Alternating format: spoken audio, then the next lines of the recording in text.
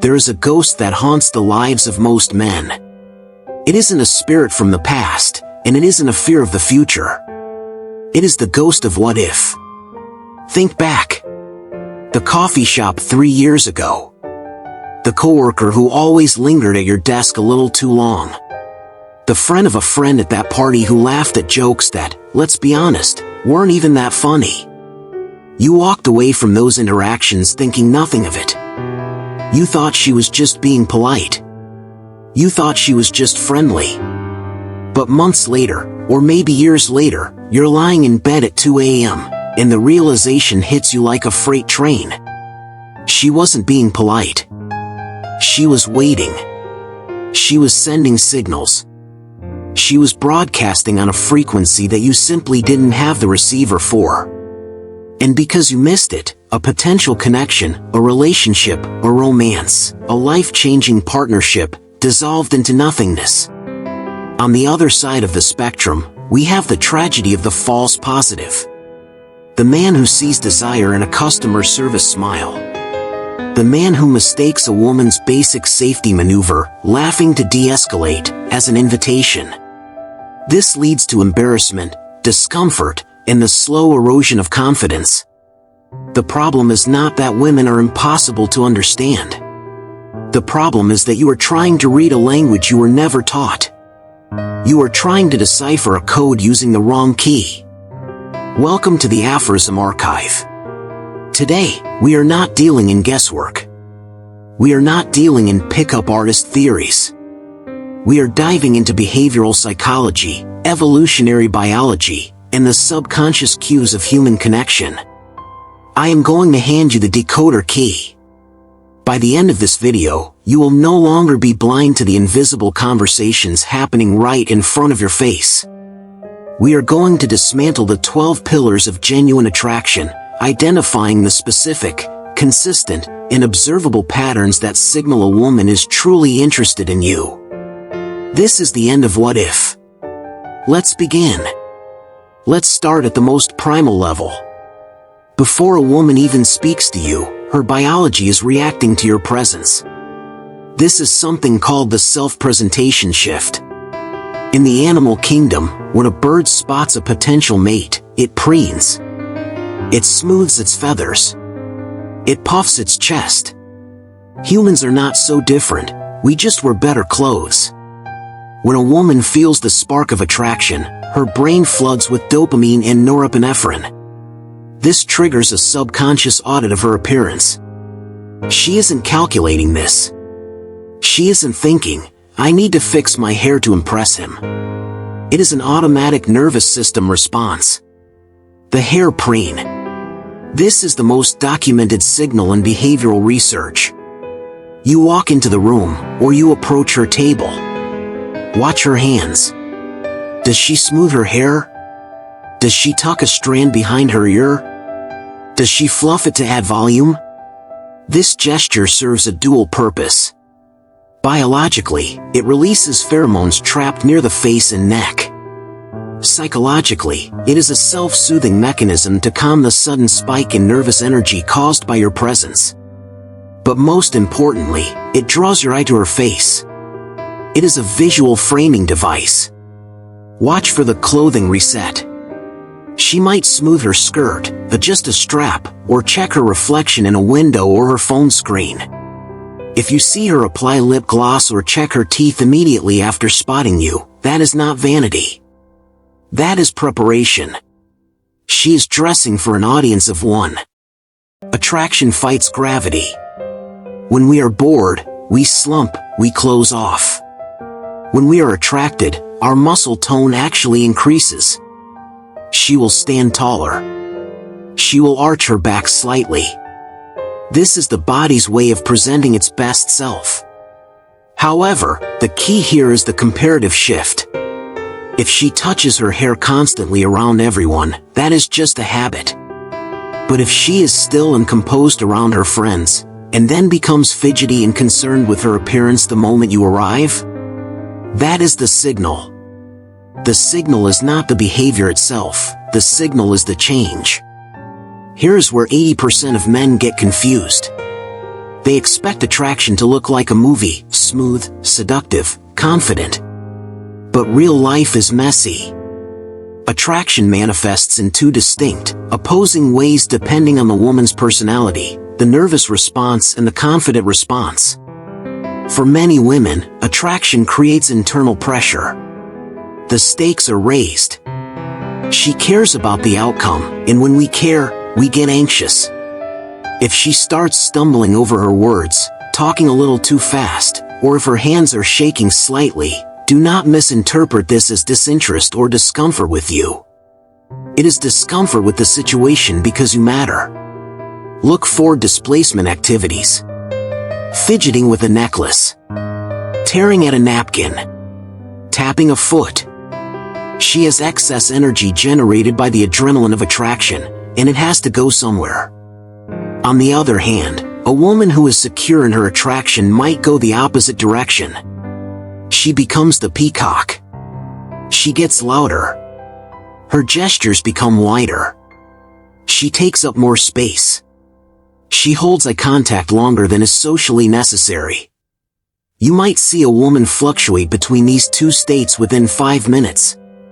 She acts bold, makes a joke, and then suddenly retreats, looking down, shy. This is not mixed signals. This is a war between her desire to connect, confidence, and her fear of rejection, nervousness. If you see this fluctuation, this push and pull, it is a massive indicator of high interest. She is trying to calibrate her behavior to you in real time. If you are struggling to read her, stop looking at her. Look at her friends. Women are generally more socially communal than men when it comes to dating. They talk. They debrief. They analyze. If she is attracted to you, her friends know. In fact, they probably knew before she admitted it to herself. When you enter a room, observe the pack reaction.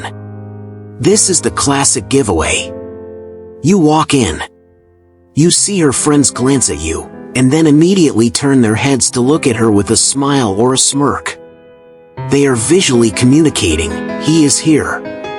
If she steps away to the restroom and her friends look at you and start whispering, or if they giggle when you walk by, you are the topic of conversation.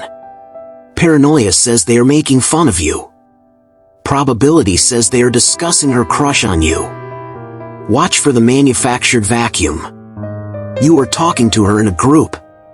Suddenly, her friends have urgent business elsewhere. I need to get a drink. I have to make a call. Oh, look at that thing over there. They are clearing the runway. They are creating a vacuum that only you can fill. If the group consistently dissolves, leaving the two of you alone, that is not an accident. That is a conspiracy designed to help you. Sometimes, the friends will engage you directly. They will ask questions that seem casual but are actually forensic. What do you do? Are you single? What are your weekends like? They are vetting you on her behalf. They are checking for red flags. If they are cold to you initially, and then suddenly warm up, congratulations, you passed the test. Politeness is superficial. Attraction is investigative. When we are indifferent to someone, we stick to the script. How are you? Good. Nice weather. Yeah. That is the rhythm of social obligation. When a woman is attracted to you, she wants to know who you are, not just what you do. She wants to build a map of your psyche. Listen to her questions. Does she ask follow-ups?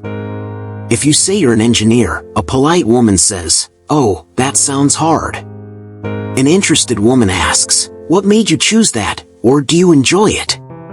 She is looking for your motivations, your passions, and your history. She is trying to see if you fit into the narrative of her life. This is the most potent indicator of all. A week ago, you mentioned in passing that your dog was sick, or that you prefer dark roast coffee, or that you hate the color orange. Today, she brings it up. "How's your dog doing?" "I got you the dark roast." To remember a detail, the brain must tag it as high value. We delete information that doesn't matter to us. If she is retaining the small, trivial details of your life, it is because you are high value to her. She is building a file on you. She is paying attention. And attention is the most limited currency we have. There is a biological phenomenon called limbic synchrony, or mirroring. It is based on mirror neurons in the brain. When we feel a deep rapport or attraction to someone, our brains subconsciously instruct our bodies to mimic them. It is a way of saying, I am like you. We are the same. Test this. The next time you are talking to her, make a deliberate but subtle shift. Lean back in your chair. Cross your legs. Take a sip of your drink. Wait 10 seconds. Does she do the same? If you lean in, does she lean in? If you tilt your head, does she tilt hers? This synchronization is involuntary. It means her focus is so locked onto you that her body is echoing yours. This goes beyond posture. Listen to her voice. Is she matching your volume? If you speak slowly and quietly, does she drop her tempo to match? If you get excited and loud, does her energy rise to meet you? If you are vulnerable and share a sad story, and she meets you with genuine empathy in a vulnerable story of her own, she is emotionally mirroring. She is proving that she can be a safe harbor for your emotions. Do not make your movements robotic or weird just to test this. But observe the flow. High attraction interactions look like a dance where both partners are moving to the same beat. Newton's first law of motion states that an object in motion stays in motion. But in social dynamics, conversations naturally decay. They run out of energy. Silence creeps in. When a woman is not interested, she lets the conversation die. She gives one-word answers. She checks her phone. She creates exit ramps. When she is attracted, she becomes the engine of the conversation. She refuses to let the momentum die. This is a critical signal. You are talking, and the topic runs dry. There is a pause. It feels like the interaction is over. You are about to say, well, see you later. But then she says, so, do you have any plans for the summer, or did you see that movie that came out? She just used a reopener. She realized the connection was breaking, and she manually patched it. She is actively choosing to stay in your presence when she could easily leave. The party is over. The work meeting is done. Everyone is packing up. Yet, she is taking a long time to put her coat on. She is standing near the door, finding one last thing to tell you. She is buying time. In her mind, leaving means severing the dopamine drip she gets from being around you. If she is lingering, she is asking you to make a move. She is asking you to extend the interaction. This applies to texts as well. Does she reply with substance? Does she ask questions back?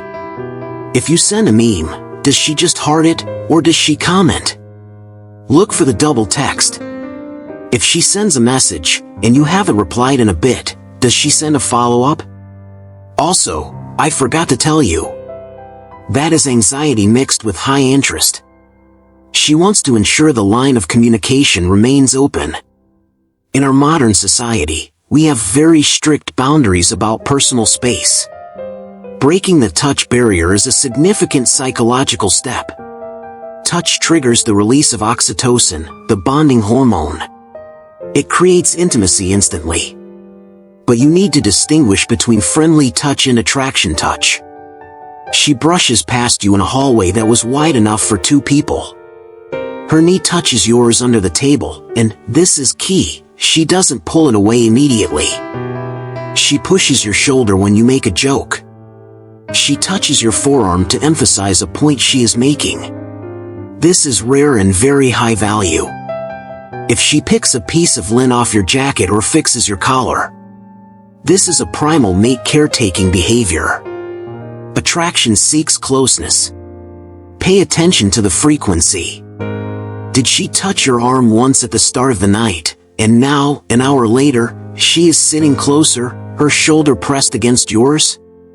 That escalation is the clearest green light you will get without a verbal confirmation. Some cultures are very touchy-feely. Some women are naturally tactile. Again, you must look for the baseline. Does she touch everyone? If she is hugging the mailman and the barista, her hug to you means less.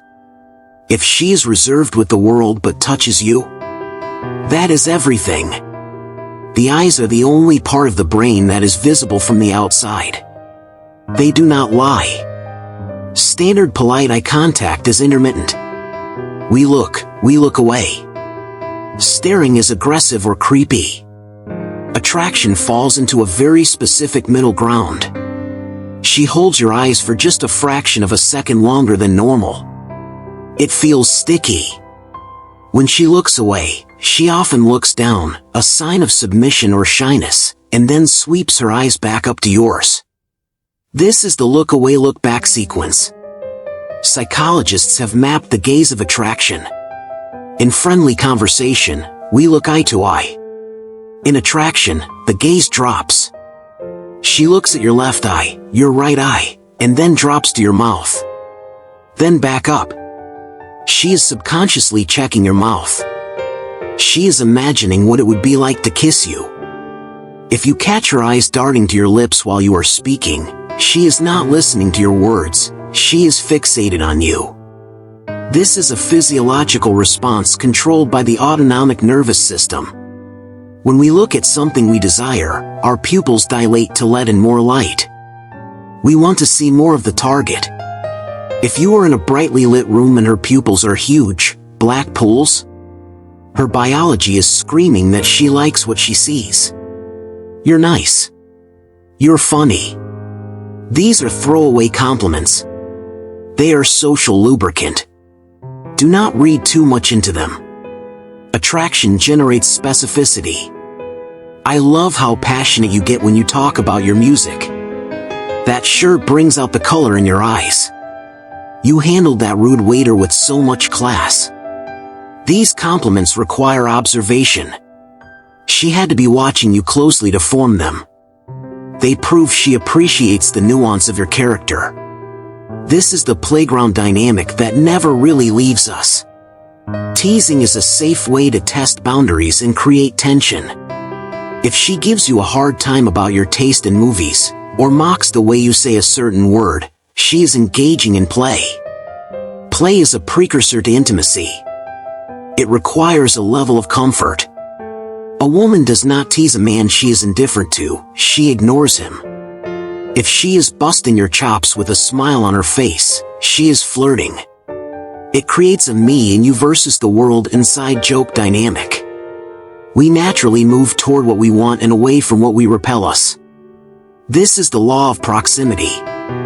In a group setting, where does she stand? If she enters a room, does she navigate until she is in your orbit? If the group moves to a new bar, does she end up sitting next to you again? Look at her feet. We point our feet where we want to go. If she is talking to you, but her feet are pointed toward the door, she wants to leave. If her torso and feet are square up to you, even if she is looking elsewhere, her attention is on you. Everyone has an invisible bubble around them, usually about 18 inches to 2 feet. Only intimates are allowed inside. If she steps into that bubble, if she leans in to hear you better when it's not that loud, if she stands right next to you at the counter, she is inviting intimacy. She is collapsing the distance between you. Before you run out and declare your love to the next woman who smiles at you, we need to discuss the most dangerous trap: context. You must understand the difference between service and signal. A waitress, a bartender, a flight attendant, they are paid to be nice to you. They are paid to smile, to make eye contact, and to laugh at your jokes. Do not confuse professional hospitality with romantic interest. This is the golden rule of behavioral analysis. You cannot identify a signal unless you know the baseline. How does she treat others? If she is bubbly, touchy, and asks deep questions to the 80-year-old man at the bus stop, then her doing it to you means nothing. That is just who she is. But if she is generally reserved, professional, and keeps her distance from most men, but with you she cracks jokes, touches her hair, and lingers, that deviation from her baseline is the proof. Attraction is not about how she acts, it is about how she acts differently with you. This brings us to the final, most important lesson. Do not trust a single signal. A woman might touch her hair because she has an itch. She might look at your mouth because you have spinach in your teeth. She might ask you questions because she is just a curious person. If you act on one signal, you are gambling. You are looking for clusters. A cluster is when 3 or more signals happen in close succession. She touches her hair, signal 1. She laughs at your bad joke and touches your arm, signal 2. She asks a deep follow-up question, signal 3. When you see a cluster, the probability of coincidence drops to near 0. Patterns do not lie. Consistency does not lie. Train your mind to look for the constellation, not just the single star. Collect the data points. Once you have a cluster, you have permission to proceed. Now you have the decoder key. You know the language of the eyes, the hands, the posture, and the silence. You will start to see these signals everywhere. You will realize that the world is far more full of potential connection than you ever believed. But I must leave you with a warning. This knowledge is not a weapon. It is not a trick to manipulate women or to force an outcome. It is a tool for empathy. It allows you to see when you are wanted, so you can pursue with confidence. And equally important, it allows you to see when you are not getting signals, so you can back off with dignity and respect. Real confidence comes from clarity. When you stop guessing, you stop acting desperate. And here is the final truth. The best way to see attraction signals is not just to be a better observer. It is to be a man worth signaling to. A man of purpose. A man of integrity. A man who is comfortable in his own skin. When you become that man, you won't need to hunt for signals with a magnifying glass. They will be lighting up the room like fireworks. But identifying the signal is only step 1. Once you know she is interested, what do you actually do? How do you move from she likes me to we are together without ruining the moment? Most men freeze at the finish line. They see the signal, and they panic. In the next video, I am going to give you the blueprint for the approach. How to bridge the gap, what to say, and how to escalate from attraction to romance seamlessly. Don't let the signal fade. Click here to learn how to answer the call. I'll see you there.